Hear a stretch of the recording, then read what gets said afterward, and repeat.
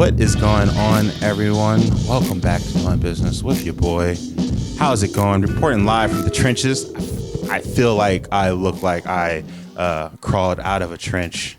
So much adversity as of lately, but all good things in time. Today, we're going to be talking about three different circumstances that I would consider that you would need a part-time job or some other type of job while pursuing your entrepreneurial ventures. So if you quit your job and you're just out there grinding on your entrepreneurial journey, whatever job that might be, and you're feeling like things aren't adding up, maybe you're a little low on the income or whatever have you, and people are telling you, you should go back to doing what you do. That may not necessarily be true, but there may be points when you should possibly look into getting some side income. So we're going to talk about that. As always, we got the trusty notebook. Jesus, I feel like it's been a while. I think I skipped a week, maybe. I'll tell you more about that later. And before we get into it, before we actually dive into this and talking on this subject, how are you doing out there? How's everything going for you? I will say personally, things have been kind of crazy the last few weeks. I'm going to do a whole episode on it, but I am starting a new company. It's actually a subdivision of my current company, but I'm treating it like it's a new company. It's going to be a DBA of it's like a subset type thing. Same type deal with marketing, same type deal with video, different genre of clients, different niche, if you will. I've niched down real hardcore.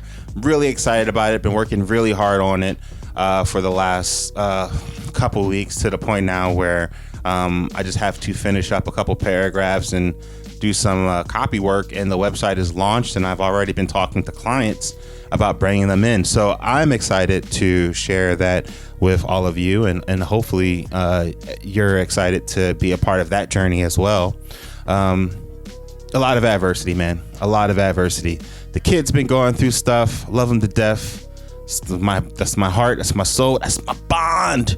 But anyone out there who is out there raising kids who are tiny and young, sometimes that, their brain is developing as fast as their body is, and their bodies are developing extremely fast.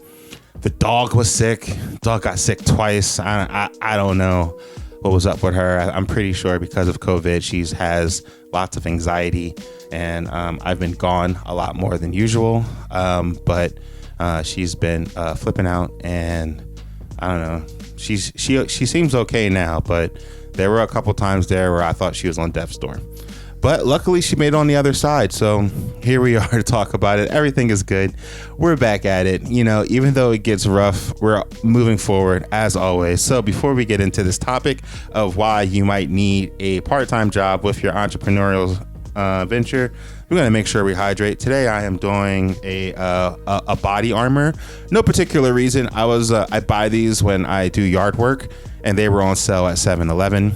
And I had cut the grass just yesterday.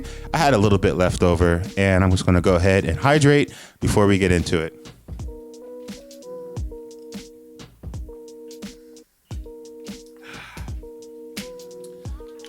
That's a really tasty flavor. Wow, this is good. Look at that. It's not even, it's pretty bad for you. There's a lot of sugar. I've been trying to get more into getting into better health. I'm doing a whole episode on energy and all that. So please look forward to that coming down the pipe soon, eventually, very soon. It'll be here. But yeah, I've been definitely thinking more about my personal health and how I want to do better. I'm just been tired lately. My body's been aching, and a lot of that has to do with the side job that I had picked up. It's like some light seasonal work. And so let's just, without any further ado, let's get into it. So 3 reasons why you might need a side job while you're still entrepreneuring out there. Reason number 1, healthcare benefits. Listen, it ain't a game out here. This ain't Canada. America is a capitalistic country. and it even comes to your health. So if you're a young whippersnapper and you're in fine health, you drink Mountain Dew every night and eat Hot Pockets and nothing else does you wrong, good for you. But the older you get, the more your body is going to turn on you. It's going to turn on you. Trust me.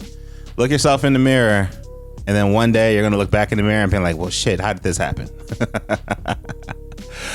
It's going to. It's just the nature of being a human being. Your body gets older. The things that used to work really well don't work as well anymore. Every time I go up and down the steps, my knees just do a little, ah. I hear it on every single step. And if you don't have health insurance and something happens to you, that could not only destroy your business, it could destroy your personal life as well. Like there's tons of people who are just drowning in debt, and it's from medical bills. So if you're out there entrepreneuring, out there hard working for yourself, and you might need to pick up a second job just for the health benefits alone. I know for a fact that, like, I've known preachers and entrepreneurs to get jobs at like UPS and DHL and stuff like that because they offered health benefits. So they would work there part-time just for the health benefits. If you're lucky enough to have a partner, or if you're young enough to still be under your parents' insurance, then this doesn't really apply to you. And if you get on your partner's insurance, like, that'd be great. But if you have a kid, you know, you have to think about those type of things. Like, if you have a kid and you might be in the best of health, but maybe your kid's asthmatic who needs to pump all the time, you're going to need to invest in some health insurance, because paying out of pocket for that stuff is not ideal. It is not going to work. It is not going to work at all. It's so expensive.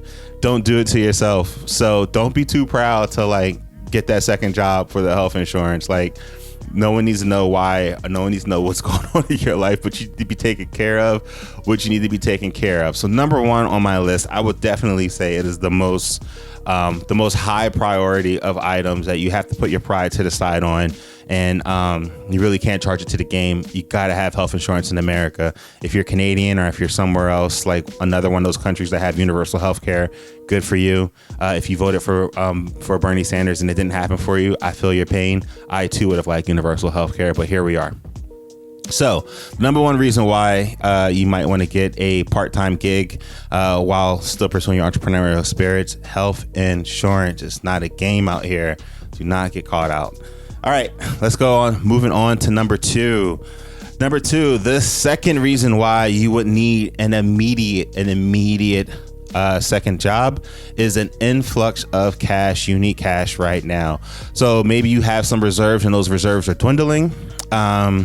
Maybe you started your entrepreneurial journey in the wrong direction. Maybe you've taken hits, you've taken L's.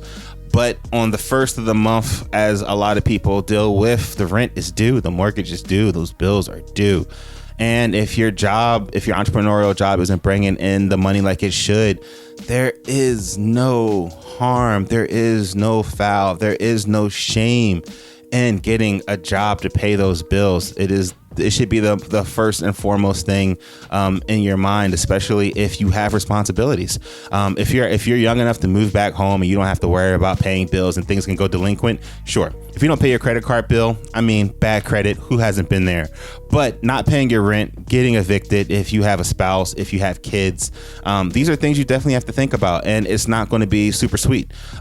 You can't feed your kids dreams. You know, you have to feed them real macaronis and cheese, and that costs money. So if you're at a point where maybe you've taken a couple hits, the climate is not what you thought it would be, you've had to pivot and rebrand some things. There's this whole thing that I learned while reading this fantastic book called The Fanatic Prospector. I want to say it was. I'll look it up. But it was talking about the 30-day rule. And basically, you should be filling your pipeline with leads that you should be ready to mine within 30 days. So if it's January and you're filling your pipeline full of leads, those leads in January should be converting in like February and March, and so on and so forth. If you're still trying to convert the same leads from January and February, but you haven't filled the new pipeline for February, you're going to fill it in March. So if you were one of those victims that didn't do a lot of prospecting, you wasn't bringing in enough clients into your pipeline, maybe the economy is bad. I mean, COVID was a real thing like that happened to us. We all try to it's still happening to us. You might need a part-time job because you have immediate money concerns. Hold on one second. Let me get a little sip of this Under Armour. Oh, Body Armor. Jeez. Yes, so good. So tasty. So, yes, if you have some immediate money needs, if it's credit cards and stuff, if you can let it go in the red and it doesn't bother you, if you're overdrafting, and that's fine. Sure. I mean, it's up to you. It's your own personal thing. If you want to tank your credit, that's all on you too. If you're going to lose your house, if your kids are going to be in the street, step over your pride and make sure you can find yourself some type of work to bring that money in. If your kids are going hungry, that's not cool. You need to take care of that. If you yourself are going hungry, I mean, that's up to you too. I mean, I've definitely survived off of ramen before. I'm not afraid to do it. So I guess if anyone out there doesn't have any real responsibilities, you're here in this segment and you're just like, that doesn't concern me. But to all those dads out there and moms out there who are making it happen and you got kids, work hard for your kids, but also don't be afraid to get that side hustle on to bring in that extra bacon until your entrepreneurial ventures plan out the way you want them to. All right, and three is kind of a question marky one because it's very broad and it could mean a lot of things, but basically outstanding circumstances. What does that outstanding circumstance mean? And for perfect example, for my case, this season I've been working a part-time job, just a couple days a week. To help bring in some regular income while I'm still getting the marketing thing off the ground, my video marketing company, MR3 Media. But more importantly, I did this pivot and I've been spending a lot of time building up the brand and getting things more aligned with that. So I've been less focused on MR3 Media and also just trying to figure out the next move, the best move. One of the main problems, and I'll talk about this again more when I talk about the actual launching of this new company, was I didn't have a defined niche, and that definitely hurt me coming out the gates because it was very hard to be proactive with work, and I was more reactive with work. And it's always better if you can be proactive because when you're proactive, that means you're out there, you're getting leads, and you have a defined niche, a defined message. You're able to systematize that stuff, and when you can systematize it, it makes duplicating it so much easier, and then you can take on more work and more clients, and then eventually it just frees up your time. So it's just really smart business. With that, I picked up this gig where I am doing some photography on the side, and it's pretty regular. I do it 2 days a week, and one of the main reasons why I stumbled into this work is because I was considering actually working for this niche of clients. So I hit up a buddy of mine who's in the industry, and I was like, hey, what clients of this niche really want in their content? How would they want photography? How would they want video? And she was kind enough to let me know, the market out here is super tough, is super saturated, and everyone kind of goes to this one particular company. And so I was just like, well, I don't think that niche is going to work out for me. I'm not really trying to compete with this company. And also, I really didn't know that much about the industry to really compete. So, sometimes it's better to join them. So I was able to actually get in contact with that company. She actually referred me to them. And then from there, we've been able to work on an arrangement where I work for them and I do photography while the season is busy. And it's perfect. I'm learning a lot and I'm understanding different demands and honestly just things that I would never have done ordinarily. I think as a creative, when you have when you're a videographer and you have a camera, a mirrorless camera, you use it a lot for video, and you may use it for photo, but not to the extent where you consider yourself a photographer. I actually feel to the point now where I would consider myself a photographer, and I've learned a lot more about the photo elements of my camera, which is great. So this is one of them outstanding circumstances where I'm talking about where I was looking into maybe working for this niche for my company, but I decided that it would be smarter to work for, like, to pick up work from another company. So like there's a regular check that comes in, which is great. It does alleviate a lot of the stress of it alleviates a lot of the stress while I still control my own time, and I'm able to develop the second company. And it gave me that time to free up my mind to look at the niches that I would like to work in, really, really hone down my message and my name. I really, really think, like, this is like completely off subject, but when it comes to your company, your name matters so much. It just does. Like, not everyone can be a Google or like a Yahoo, where they have like these cute little like weird ass names. Like, sometimes you have to have a name that resonates within the community. And if you are going to be targeting a certain set of people, it would be in your best interest, especially if you're a small company and you're going to be small and scrappy and fighting from the bottom on the way up, to have a name that when people see it, they know that's what they need. If I was a truck driver and I was looking for truck driving tires, if there was a Tires R Us, I'm like, oh, they're cool.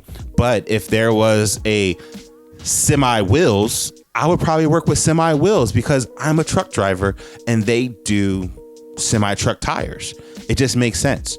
So doing this side gig actually freed me up significantly to really, really, really hone in on that strategy. A lot of the things that I did wrong initially when launching MR3 Media, as most people may know, or if you don't know, I launched MR3 Media 6 months ahead of time because of outstanding circumstances. And that is the nature of life. Sometimes things come up and you got to handle them. So right now I'm sitting in the office and everything's a mess. I'm looking at my whiteboard and I'm just seeing the progress that I'm going, and I'm feeling like things are working out. And if you are like that, if you are an entrepreneur and things are not working out the way you want them to, if you want to step back but you still have bills, if you can find yourself a little side hustle, if you're delivering Uber Eats at night to pay those bills, don't you be ashamed, none. Because who don't care? The bill collector doesn't care. Like, put the pride to the side, get off the gram, and pay and do what you got to do to make it work. Like, you got to risk it for the biscuit, and your family got to eat. So if you got to pick up a third shift somewhere to cover it on bills until your thing hit, like, that's what you got to do, man. That is the downside of being an adult. Fun fact. So I'll leave you with this because I don't want to go on for too long.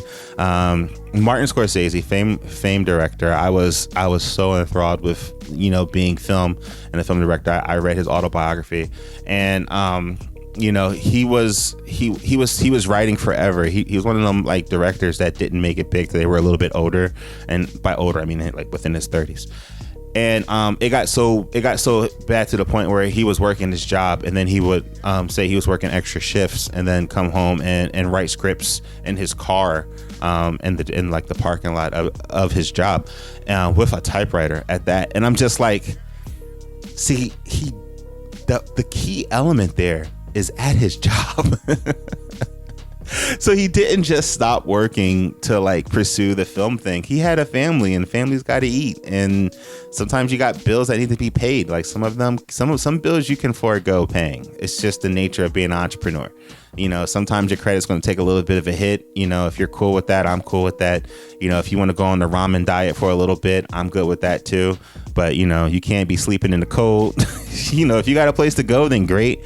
If you got a family, you really got to think about that, because at the end of the day, you're going to need that strong support system, and it'll just be better for it.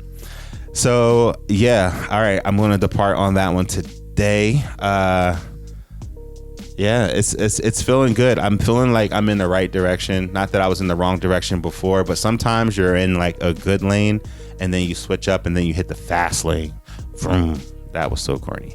But yeah, you hit the fast lane and you just keep hitting it. And that's where I feel like I'm at now. I feel like I am getting in line with a company that is going to take me in a super proper direction. So it's basically the company I already had, focused and target it toward a niche with a very specific title, very, very specific branding, and a very selective package that I'm offering. And I had to pick up the second side job just to like help me realize that, and also bring in the bread. So yeah, that does it for us for this episode of Doing Business with Mark Randall, the Thizzard. If you could follow me on Instagram, I would appreciate it. Comment on my stuff. I comment back and whatnot. Hit me up on LinkedIn. I'll be on there, trying to make moves. And yeah, until next time. Peace.